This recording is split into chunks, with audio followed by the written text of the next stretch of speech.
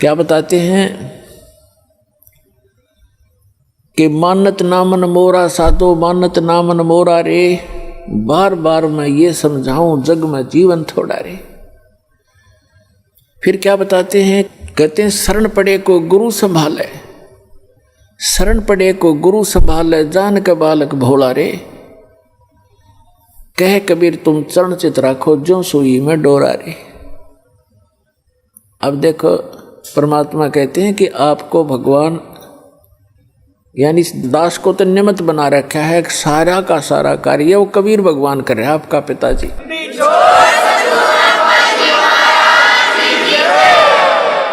उसके लिए उन्होंने बताया है कि जैसे ये दास एक उस परमात्मा का चलता फिरता एक पावर हाउस है, लेकिन मेन पावर हाउस तो वो खुद है मालिक। वो थर्मल प्लांट है जहाँ से बिजली बनती भी है और आपको हमें प्राप्त भी हो रही है।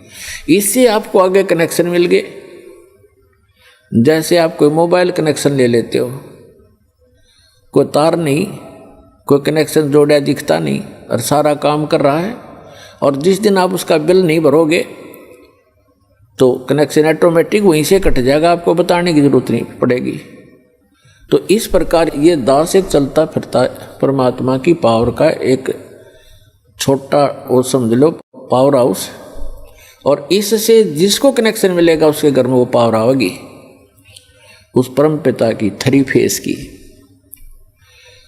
और इसकी जो मर्यादा में रहना और इसका टैक्स आप भरते रहना, यानी आपकी मजदूरी करते रहना, दान धर्म करते रहना, या नाम की मजदूरी, राम नाम की कमाई करते रहना, तो आपका कनेक्शन ठीक रहेगा तो पावर आपके घर पर आपका काम करती रहेगी। और जो पावर से काम होता वो मैनुअली नहीं हो सकता। जैसे पशुओं का चारा काटा करते हाथ से, ऐसे मशीन थी, अब भी है गांव में गरीबों के पास, तो वो हाथ वाला काम तो मैनुअल जितना ही होता है। जब उसमें लगा दी मोटर और पावर का कनेक्शन मिल गया, कट कट कट कट 1 घंटे में ढेर लगा देती है। आटा पीसा करते हाथ से, वो मैनुअल 2 घंटा में जाकर 2 किलो पीसा करता, अरे 2 घंटा में ठोक दे, पीट दे 10 क्विंटल आटे को, और हाथ नहीं लगाना, कोई प्रयत्न नहीं, मेहनत नहीं। तो परमात्मा की पावर से जो आपके संसारी कार्य होंगे ऐसे अनोखे से होंगे। आपको अभी तक पावर का कनेक्शन नहीं मिला था, उन नकली पावर हाउसों से तुम कनेक्शन लिए बैठे थे, जो कीकर के लटकर तार बांध रहे थे अपने, और कहे थे पावर हाउस जितने भी संत और महंत और आचार्य और शंकराचार्य। तो सौभाग्य आपका कि आपको उस पावर का कनेक्शन मिल गया। फिर इस पावर के काम देखियो आप, ठीक है, ये अदृश्य कार्य होते हैं। इस यहाँ की भौतिक पावर का हमने अलग से दिखाई देता, पर ये भी कुछ दिन में आपने न्यारा दिखाई देगा। आप कल्पना भी नहीं कर सकोगे, ऐसे सुख देगा आपको। और आप किसी को बताओगे, आपको शर्म आओगी कि जान दे नाटेगा और मन झूठा बनाओगा, एक झूठ बोल रहा है, और आपका कलजा फटन न हो रहा होगा, किसने बताऊं।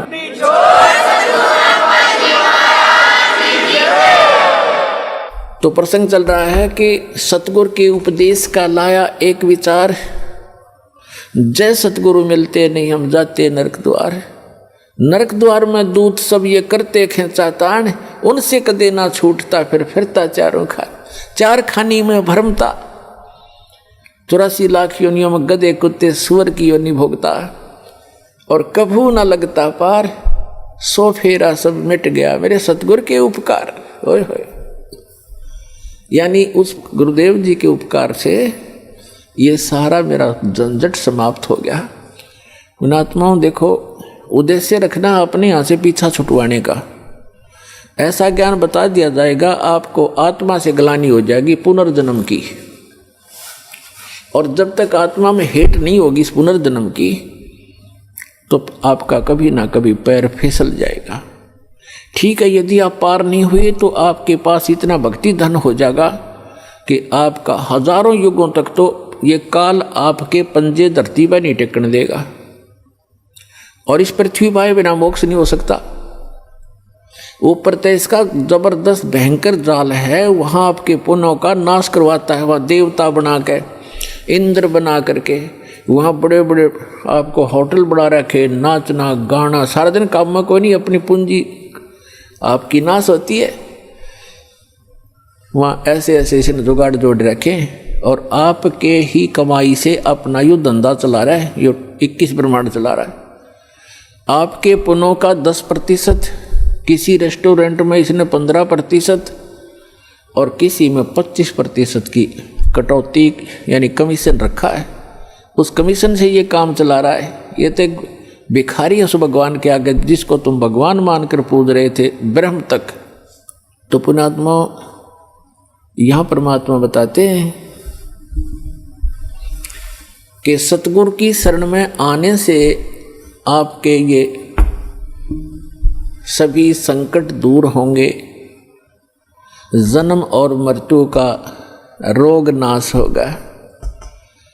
इसमें प्रथम तो आपको बताया कि गुरु होना चाहिए, और गुरु भी सच्चा हो, सतगुरु हो। तो सतगुरु की जो पहचान आपको बता दी गई है, और जब तक सतगुरु नहीं मिलेगा आपका मोक्ष नहीं हो सकता। उसके बाद फिर दूसरा आता है कि नम्रता हो। सत्संग में जब प्राणी आवे तो केवल ये उद्देश्य रखे। कैसे?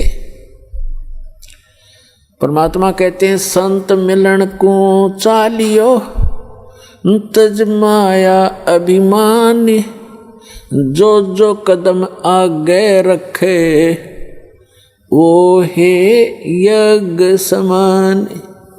संत मिलन को चालियो तज माया अभिमान, और जो जो कदम आगे को रखे सो सो यज्ञ समान।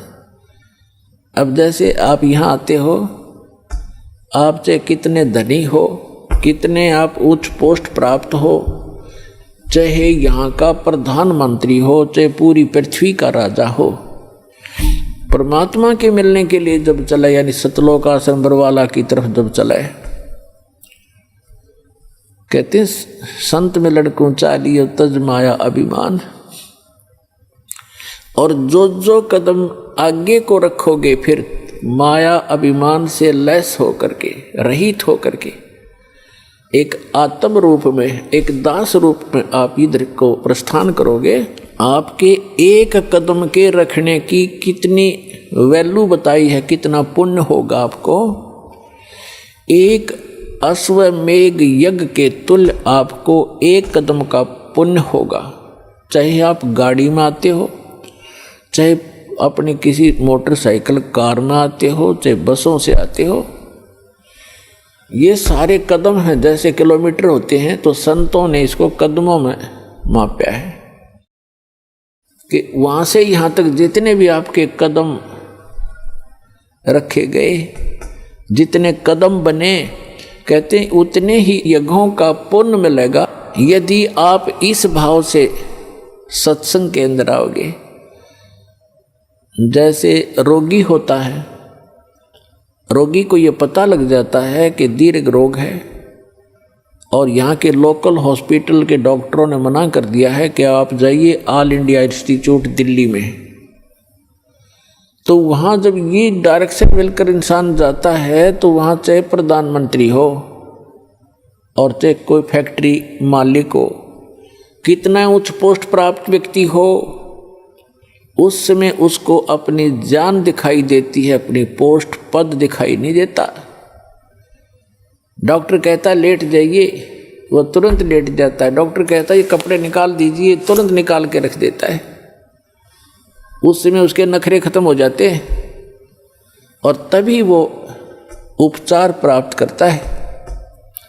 जब तक डॉक्टर के आज्ञा का पालन करता रहे, चाहे कुछ भी कहे वैसे ही, जहाँ लेटने को कहे वहीं लेटना पड़ेगा, जहाँ बैठने को कहेगा वह बैठना पड़ेगा, और कहेगा मुंह खोल, सांस तेज ले, वो सारा कुछ करना पड़ेगा। तो तभी वो अपना उपचार करवा पाएगा।